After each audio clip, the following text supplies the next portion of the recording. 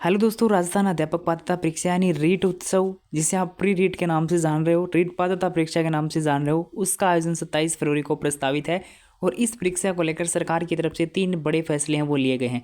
तीनों को अपन एक एक करके देखने वाले हैं। आप में से काफ़ी लोगों ने इस न्यूज़ को पढ़ भी लिया होगा, लेकिन मैं अपनी तरफ से भी कुछ आपको इन्फॉर्मेशन इस न्यूज़ के रिगार्डिंग आपको देना चाहूँ कि आखिर जो आपकी बायोमेट्रिक वगैरह होने वाली है वो किस प्रकार से होगी। आप यह सोच रहे हो कि आधार से आपकी बायोमेट्रिक है वो वेरीफाई होने वाली है, लेकिन ऐसा आपका बायोमेट्रिक है वो नहीं होगा। तो किस प्रकार से आपकी बायोमेट्रिक वगैरह होने वाली है तो आपको थोड़ा सा मैं बताने की कोशिश करूँगा। और आपको पता भी होना चाहिए कि जो एग्ज़ाम आप देने जा रहे हो तो उसको लेकर सरकार क्या बड़े कदम उठा रही है। तो सरकार ने 3 बड़े फैसले लिए। संवेदनशील केंद्रों के ऊपर सीसीटीवी कैमरे लगाए जाएंगे, यानी ये लगेगा जिन सेंटरों के ऊपर हाँ कि यहाँ पर कुछ गड़बड़ी हो सके तो वहाँ पर सीसीटीवी कैमरा वगैरह है वो लगाए जाएंगे।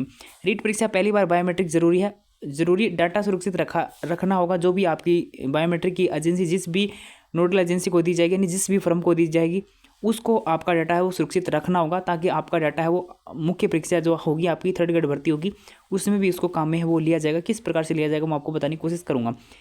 सिलेबस से ही सवाल आपके होने वाले हैं। सिलेबस से बाहर आपके सवाल ना हो, ताकि भर्ती आगे जाकर कोर्ट वगैरह में ना जाए और आपकी भर्ती सुचारू रूप से आपका कंप्लीट काम हो जाए, क्योंकि क्वेश्चंस को लेकर आपकी काफ़ी ज़्यादा भर्तियाँ वो कोर्ट के अंदर चली जाती हैं।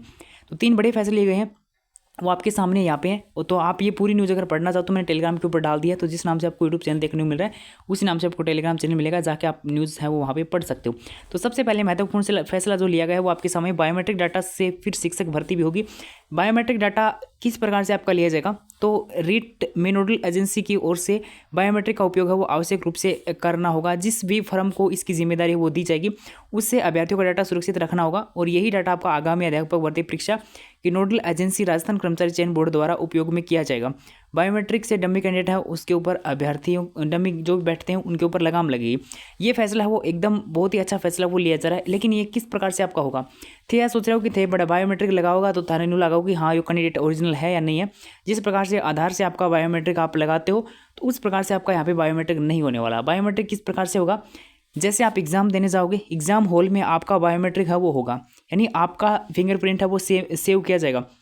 और जो फिंगरप्रिंट आप वहाँ पे लगाते हो, जैसे आपने अंगूठा राइट हैंड का अंगूठा आपने लगा दिया रीट एग्ज़ाम हॉल में, तो उसके बाद उस अंगूठे को आपको कौन सा निशान आप लगा रहे हो ये आपको याद रखना जब आप मुख्य परीक्षा देने जाओगे अध्यापक भर्ती उस टाइम भी। क्योंकि जब रीट पात्रता परीक्षा आप में आप बैठोगे एग्जाम हॉल में, वहाँ पे आपके फिंगरप्रिंट है वो से स्कैन किए जाएंगे केवल और केवल। ये होगा कि आपके फिंगरप्रिंट ले लिए और वो फिंगरप्रिंट आपके सेव हो जाएंगे।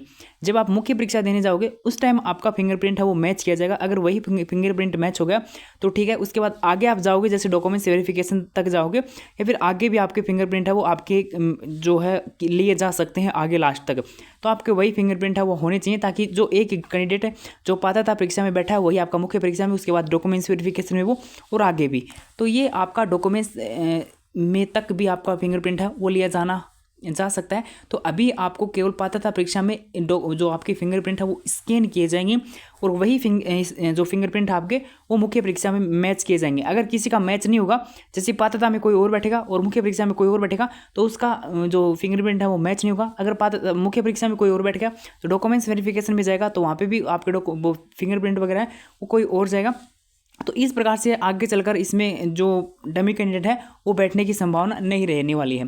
तो इस प्रकार से आपका जो बायोमेट्रिक है वो होने वाली है। ऐसा नहीं होगा कि जैसे आप अभी आधार से वेरीफाई करवाते हो, जैसे आपने लगाया अंगूठा और थाना बता दियो कि हाँ जो बायोमेट्रिक है वो तारीख सही है, सक्सेसफुल है, तो ऐसे नहीं दिखाने वाला है। आपका अभी केवल और केवल फिंगरप्रिंट सेव किया जाएगा लेके, और वही आपका मुख्य परीक्षा में मैच है वो किया जाएगा कि यही कैंडिडेट आपका है या नहीं है। तो इसलिए जो अंगूठा अभी आप पात्रता परीक्षा में लगाओगे, जो अंगुली लगाओगे उसको ध्यान में रखना है, ताकि मुख्य परीक्षा में आपको वही लगानी, ताकि आपका फिंगरप्रिंट है वो मैच हो सके। आगे बात समझ में अगर नहीं आई तो मैं फिर कभी वीडियो में बता दूंगा कि डिटेल से किस प्रकार से आपकी बायोमेट्रिक वगैरह है वो होने वाली है। सरकार वो 5 जनवरी तक जो केंद्र है उनकी रिपोर्ट देनी होगी, यानी जो परीक्षा केंद्र है वो हर डिस्ट्रिक्ट वाइज आपकी परीक्षा होने वाली है। 50 जिले हैं तो 50 जिलों में आपकी परीक्षा का आयोजन होने वाला है। तो ये तो आपकी जो केंद्र वगैरह बनाए जाएंगे उनको लेकर ये आपको रिपोर्ट देनी है 5 जनवरी तक। उसके बाद सबसे इंपॉर्टेंट और आप सभी के लिए एक बहुत ही महत्वपूर्ण सूचना, डीएलएड और बीएड के पाठ्यक्रम से ही सवाल आपके आने वाले हैं। जैसे शिक्षण विधियां वगैरह के जो क्वेश्चन आने वाले हैं लगभग आपके इन्हीं से आने वाले हैं।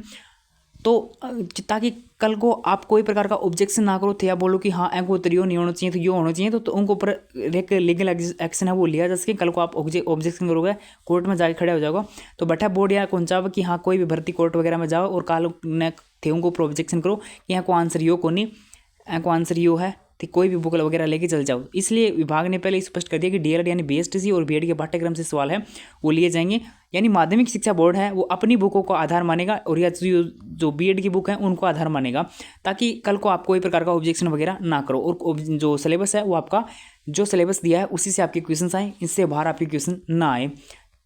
तो ये बड़े फैसले आपको रीट एग्जाम को लेकर लिए गए हैं। और जो बायोमेट्रिक को लेकर आपके डाउट थे उम्मीद है होंगे दूर, तो अगर नहीं हुए तो फिर कभी आप कमेंट कर देना जो भी आपके डाउट है, फिर कभी आपको अच्छे से स्पष्ट कर दूंगा कि किस प्रकार से की बायोमेट्रिक वगैरह होने वाली है। उम्मीद है इतना तो समझ गया होगी बायोमेट्रिक किस प्रकार से होने वाली है।